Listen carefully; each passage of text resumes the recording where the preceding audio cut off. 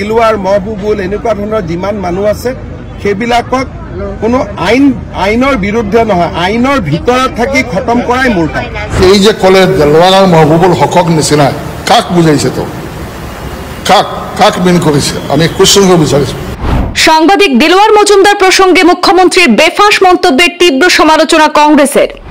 দিলওয়ারের মতো ব্যক্তিকে আইনের গণ্ডির মধ্যে থেকে খতম করতেই বিজেপির জন্ম। মুখ্যমন্ত্রীর বেফাঁস মন্তব্যে বিজেপির গোপন এজেন্ডা প্রকাশ পেয়েছে বললেন আইনজীবী হাফিজ রশিদ আহমদ চৌধুরী। দিলওয়ার মহবুবুল হকের নাম ধরে কাকে বোঝাতে চেয়েছেন মুখ্যমন্ত্রী, পাল্টা তোপ হাফিজ রশিদের। মুখ্যমন্ত্রীর বক্তব্যে খতম শব্দের বিরুদ্ধে আইনি ব্যবস্থা গ্রহণের প্রস্তুতি কংগ্রেসের। রাজনৈতিক মাইলেজ পেতে মুখ্যমন্ত্রী আসামের ঐতিহ্য সংস্কৃতিকে চ্যালেঞ্জ করছেন বলে অভিযোগ তুলে পাল্টা তোপ কংগ্রেস নেতার। আসামের ঐতিহ্য সংস্কৃতির পরিপন্থী সাম্প্রদায়িক মন্তব্যের জন্য অসমীয়া জাতির কাছে প্রকাশ্যে ক্ষমা চাইতে মুখ্যমন্ত্রীকে পরামর্শ হাফিজ রশিদের।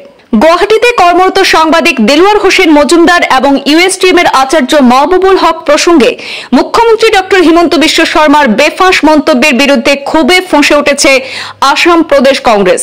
প্রদেশ কংগ্রেস নেতাদের পাশে নিয়ে মুখ্যমন্ত্রীর বেফাঁস মন্তব্যকে হাতিয়ার করে রীতিমতো তরজা ঠুকলেন কংগ্রেস নেতা তথা গুয়াহাটি হাইকোর্টের সিনিয়র আইনজীবী হাফিজ রশিদ আহমদ চৌধুরী। সদ্য গণমাধ্যমে কথা বলতে গিয়ে মুখ্যমন্ত্রী ডক্টর হিমন্ত বিশ্ব শর্মা বলেছেন, দিলওয়ার মহবুবুলের মতো ব্যক্তিকে আইনের গণ্ডির মধ্যে থেকে খতম করতে নাকি বিজেপির জন্ম হয়েছে। মুখ্যমন্ত্রীর এই খতম শব্দ এবং সাম্প্রদায়িক মন্তব্যের বিরুদ্ধে ক্ষোভ উগরে দিয়ে হাফিজ রশিদ আহমদ চৌধুরী বলেন, দিলওয়ার মহবুবুলের নাম উল্লেখ করে সাম্প্রদায়িক মন্তব্যে কি বুঝাতে চেয়েছেন মুখ্যমন্ত্রী, এই প্রশ্ন ছুড়ে দিয়ে তীর্যক সমালোচনা করেন উচ্চ আদালতের বিশিষ্ট আইনজীবী হাফিজ রশিদ আহমদ। তার মতে মুখ্যমন্ত্রীর এমন বেফাঁস মন্তব্যে বিজেপির গোপন এজেন্ডাই ফাঁস হয়েছে বলেও দাবি করেন তিনি বলেন, সাংবিধানিক শপথ নিয়েছেন মুখ্যমন্ত্রী এবং সকল জাতি জনগোষ্ঠীকে সমান চোখে বিচার করার শপথ নিয়ে মুখ্যমন্ত্রী হিমন্ত বিশ্ব শর্মা যেভাবে বেআইনি মন্তব্য করেছেন তা কোনোভাবেই গ্রহণযোগ্য নয়।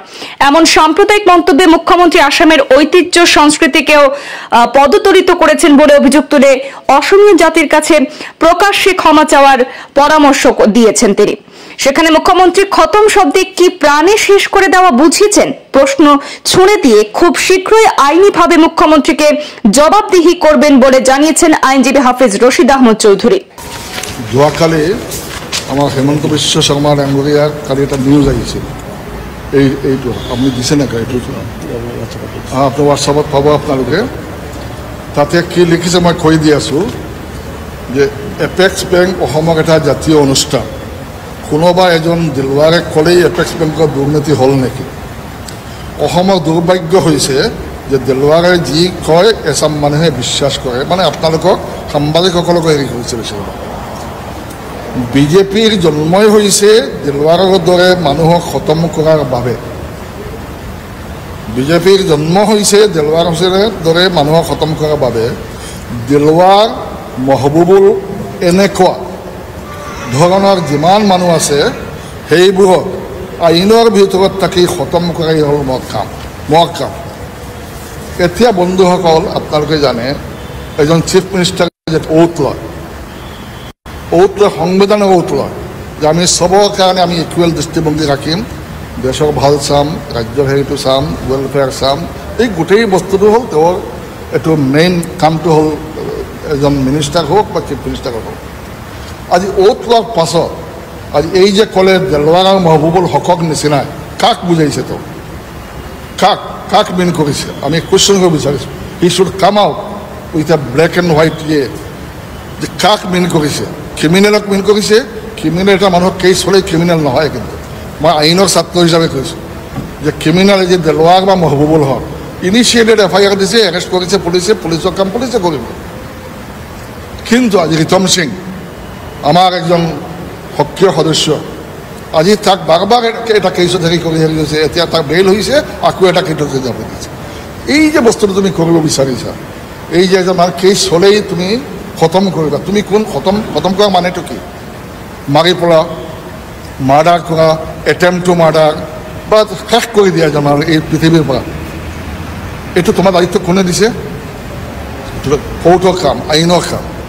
আইনে যদি দেখে আইনতো খতম কৰাটো নাই, আইনে জাষ্টিছ দিয়ে মানুহক। কোনো মানুহে বেয়া কাম যদি কৰে কোৰ্টত গৈ কোৰ্টে সাক্ষী প্ৰমাণ হৈ তাক যদি দোষী সাব্যস্ত কৰিব, ন' প্ৰব্লেম।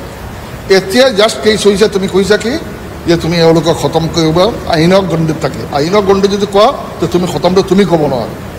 তাৰ মানে তুমি এতিয়া মানুহৰ ভয় ভাৱ কৰি দেখাইছা মানুহক, আৰু এতিয়া সংঘাত অনাৰ চেষ্টা কৰিছা। সংঘাতটো কি তো আপোনাৰ ক'ব কাৰণ তেওঁলোকে যিটো সদায় কৰি থাকে, এই সংঘাতটো হ'ল এটা হিন্দু মুছলমান হ'লে এটা সংঘাত অনা। আমি বিচাৰোঁ অসমৰ মানুহ শান্তি বিচাৰে, আমি শান্তি বিচাৰোঁ, আমাক কংগ্ৰেছে শান্তি বিচাৰে, আমি চবক লৈ চলিব বিচাৰোঁ, আমি ইনক্লুচিভ পলিটিক্স কৰোঁ, এক্সক্লুচিভ পলিটিক্স আমি নকৰোঁ। আজি কংগ্ৰেছৰ নীতি এইটো মানুহৰ সামাজিক যিটো দায়বদ্ধতা আছে এই বস্তুটো নাইকিয়া কৰি দিব। বাকী যিটো তেওঁ হেৰি কৰিলে বিজেপিৰ যে উদ্দেশ্য খোলা, বিজেপিৰ যে হিডেন এজেণ্ডাটো ওলাই আহিলে, মই ধন্যবাদ দিছোঁ চিফ মিনিষ্টাৰক যে অন্তত বিজেপিৰ উদ্দেশ্যকে তেওঁ ভালদৰে যোৱাকালি কৰি দিলে। যে বিজেপিৰ উদ্দেশ্য হ'ল যে এটা বিশিষ্ট জাতি জনগোষ্ঠীক তেওঁলোকে খতম কৰাৰ কাৰণে বিজেপিৰ জন্ম হৈছে। তেওঁ ৱাৰ্ডিংটো কি কৈছে, বিজেপিৰ জন্মই হৈছে দেলৱাৰৰ দৰে মানুহক খতম কৰাৰ বাবে। দেলৱাৰৰ নিচিনাই মানুহক, দেলৱাৰৰ কথা ক'লে অকলে দেলৱাৰ কোৱা নাই, গতিকে খতম কৰাৰ কাৰণে বিজেপিৰ জন্ম হৈছে। মই ভাবোঁ আমি যে সদায় কৈ থাকোঁ বিজেপি এটা কমিউনেল, এটা ধৰ্মনিৰপেক্ষ নহয়, এই বস্তুটো ক্লিয়াৰ হৈ গ'ল মুখ্যমন্ত্ৰীৰ বক্তব্যটো কালি হেৰি হৈ গ'ল। গতিকে আমি এইটো গৰিহণা দিছোঁ, এইটো নিন্দনীয় গৰিহণা দিছোঁ।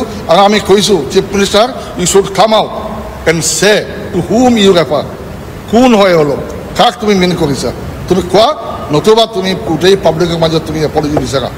আমি এইটো নিন্দা কৰিছোঁ, আমি কণ্ডেম কৰিছোঁ এইটো, যে এনেকুৱা বক্তব্য অন্তত অসমত য'ত আমি হাতাম পৰিছে আমাৰ যিটো শান্তি সম্প্ৰীতি আমি ৰক্ষা কৰি চলি আছোঁ।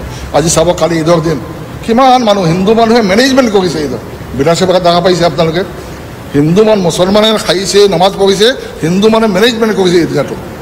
এনেকৈ এটা জেগা আমাৰ অসমখন, এই অসমত যদি তেওঁলোকে এনেকৈ বক্তব্য ৰাখি আমাৰ সমাজটোক যদি টুকা ধৰিব বিচাৰে, এইটো আমি কেতিয়াও হ'ব নিদিওঁ অসমত। আমি গোটেই মানুহ, আমাৰ পাৰ্টি, আমি সমাজ সচেতন মানুহক লৈ আমি এইটো চেষ্টা কৰিম যাতে এই ধৰণৰ বস্তু তেওঁ যাতে ছাকচেছফুল নহয়। তেওঁ চেষ্টা কৰিব সংঘাত লগাবৰ কাৰণে। আমি চবক কৈ দিছোঁ, আপোনালোকৰ মাধ্যমে আমি চব আপিল কৰিছোঁ যে তেওঁৰ ভৰিত যাতে ভৰিটো হেৰিটো নিদিয়ে, তেওঁ যদি ট্ৰেপ, এই ট্ৰেপত যাতে মানুহ ভৰিটো নিদিয়ে। তেওঁ বিচাৰিছে এটা সংঘাত হ'ব লাগে, এটা ৰাইট হ'ব লাগে, এটা বুল হ'ব লাগে, তেতিয়া তেওঁৰ লাভ হ'ব।